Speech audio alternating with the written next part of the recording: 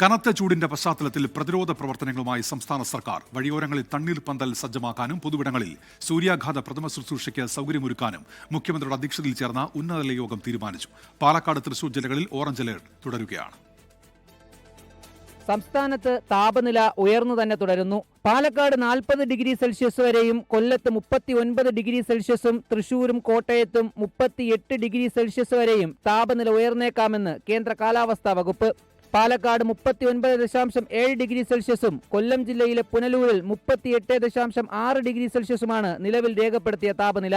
12 ജില്ലകളിൽ yellow alert നിലനിൽക്കുന്നുണ്ടെങ്കിലും ഉഷ്ണതരംഗ സാധ്യതാ മുന്നറിയിപ്പിനെ തുടർന്ന് കഴിഞ്ഞ ദിവസം പാലക്കാട്, തൃശൂർ ജില്ലകളിൽ പ്രഖ്യാപിച്ച ഓറഞ്ച് അലർട്ട് കേന്ദ്ര കാലാവസ്ഥാ വകുപ്പ് പിൻവലിച്ചിട്ടുണ്ട്.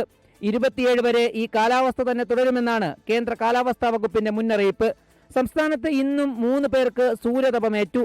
മലപ്പുറം വണ്ടൂരിൽ മുറ്റത്ത് കളിക്കുകയായിരുന്ന 4 വയസ്സുകാരി ഇസ ജോൺസണ് ശരീരമാസകലവും ജോലിക്കിടെ മലപ്പുറം താനൂരിൽ യുവാവിന് കയ്യിലുമാണ് സൂര്യതപമേറ്റത്.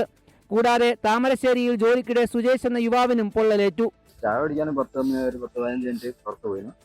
അല്ലാതെ തന്നെ ഫർണിച്ചറിനകത്ത് നിന്ന് ഞാൻ പോയി. അങ്ങനെയാണ് വൈകുന്നേരത്ത് ചോപ്പ് കാണുന്നത് കയ്യിൽ. പിന്നെ രാത്രി കുറച്ച് കഴിഞ്ഞാൽ കുമ്പള വന്ന് ആശുപത്രിയിൽ വന്ന് അവിടുന്ന് പരിശോധനയൊക്കെ കഴിഞ്ഞിരുന്നു. എന്തെങ്കിലും അസ്വസ്ഥത ഉണ്ടെങ്കിൽ തരാനുണ്ട്. ഇതിനിടെ മുഖ്യമന്ത്രി വിളിച്ച ഉന്നതതല യോഗത്തിൽ ചൂടിനെ നേരിടുന്നതിന് പ്രതിരോധ പ്രവർത്തനങ്ങൾക്ക് സർക്കാർ രൂപം നൽകി.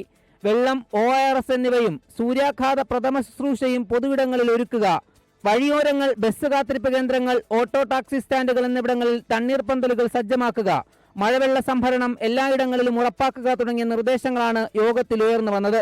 24 തിരുവനന്തപുരം.